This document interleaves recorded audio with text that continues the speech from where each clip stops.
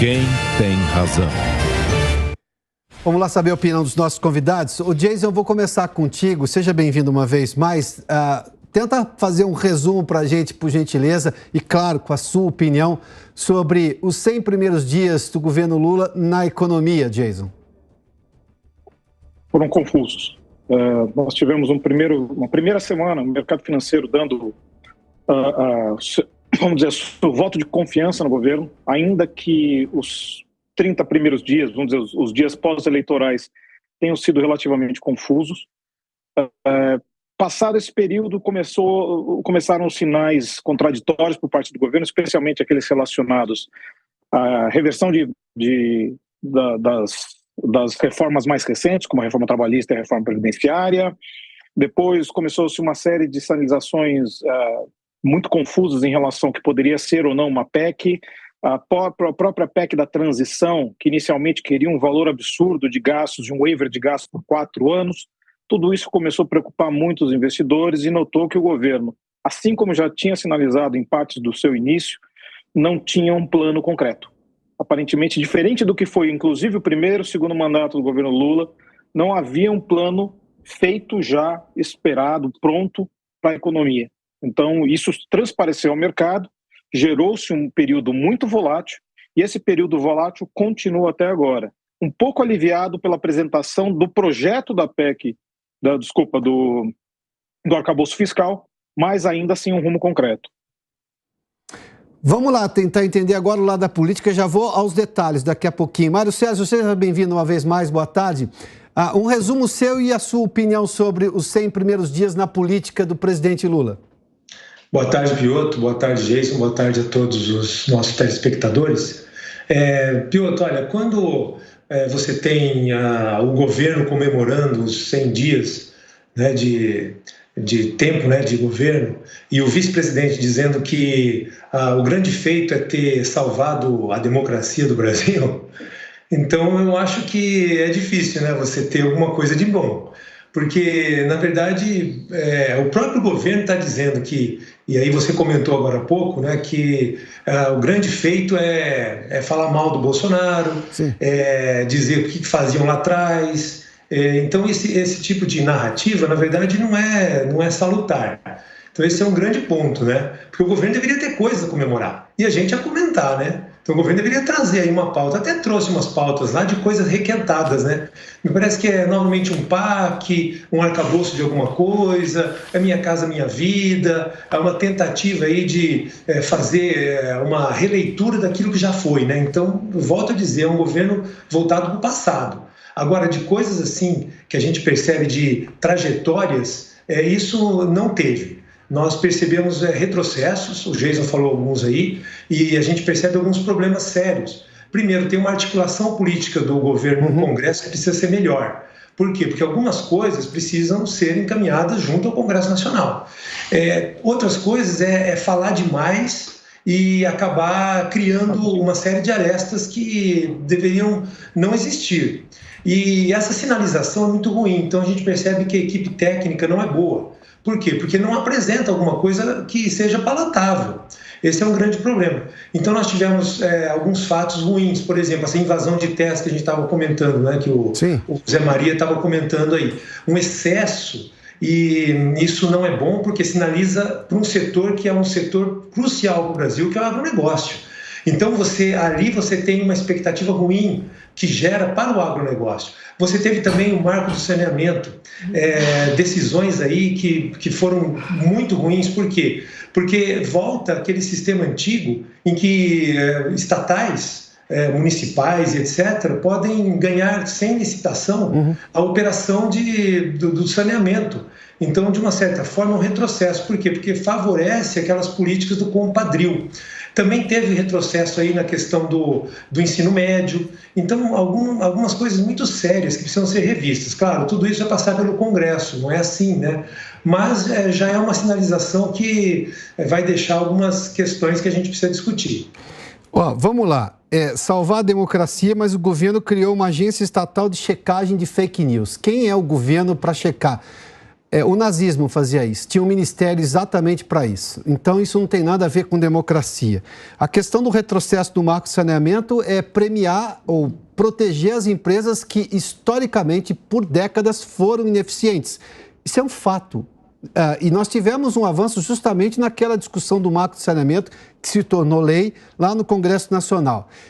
E fazer mudança por decreto, onde é que está, digamos, proteger a democracia disso? Eu estou indo contra uma decisão do Congresso Nacional votada segundo os ritos constitucionais. Sem contar essas coisas todas, e eu vou pedir ao Jason para falar um pouco mais especificamente sobre isso, essa economia de palanque do presidente Lula, de falar do presidente do Banco Central, sem citar o nome, o que é uma grosseria presidencial, do nível presidencial, e sem contar que é um assunto técnico, não dá para tratar isso do palanque. O palanque tinha que ter acabado lá no 30 ou 31 de outubro. O governo parece que não governa, Jason. Nós temos um ponto importante. Quando o governo tenta imputar ao Banco Central o problema do crescimento econômico, ele, na verdade, já sabe que vai haver um crescimento econômico mais fraco esse ano, por conta de uma conjuntura internacional desafiadora, e ele precisa buscar um bode expiatório para colocar essa explicação, porque eu acho que ele tem uma preocupação política muito grande pelo fato dele não entregar um crescimento próximo ao que foi do ano passado. Isso pega, provavelmente, alguma coisa em termos de ego ou coisa parecida, isso é uma preocupação do governo, então ele já busca um bode expiatório para se gerar uma explicação. O Banco Central já poderia ter cortado os juros? Sim, poderia ter cortado os juros no mês passado. Isso as curvas de juros apontaram no ano passado, quando os primeiros sinais foram um pouquinho melhores em relação à questão fiscal, e aí o mercado se sentiu confortável a já justificar um Banco Central cortando juros antes. Por que as curvas de juros avançaram para o final do ano, ou quem sabe para o próximo ano em relação a isso? Foi exatamente os sinais emitidos pelo governo. E o Banco Central, ele não pode muitas vezes dar um cavalo de pau ou contrariar totalmente a curva, óbvio. Ele não pode se render à curva, porque muitas vezes a curva exige e não precifica alguma coisa. Mas, de qualquer maneira, há uma tecnicidade envolvida nisso. O Banco Central não pode se envolver numa questão política. E o governo agora insiste na situação de que, como se fosse culpa do Banco Central, isso tudo. Por mais que o Banco Central corte juros este ano, não vai fazer diferença, porque toda política monetária tem um tempo de ação, do momento que ela é tomada, para efetivamente ocorrer na economia. E se fosse uma decisão, por exemplo, como o mercado precificou no ano passado, de um corte inicial em março, é uma precificação, não que isso fosse acontecer efetivamente. Este corte de março ele seria efetivado em janeiro de 2024. Ou seja, continuaria não fazendo diferença neste ano. Vamos lá, Mário Sérgio, o Jason citou algumas coisas, eu só vou complementar um pouco, já que você fez menção de que o vice-presidente falou de salvar a democracia. O governo fala em reestatizar empresas. Bom, vamos lá, falou em reestatizar a Eletrobras. Quer dizer, é um factoide, mas, enfim, disse isso. Só que para se privatizar empresas, precisa de autorização do Congresso, segundo o entendimento do Supremo Tribunal Federal. Ou seja, isso não é salvar a democracia, indo contra todo esse processo democrático.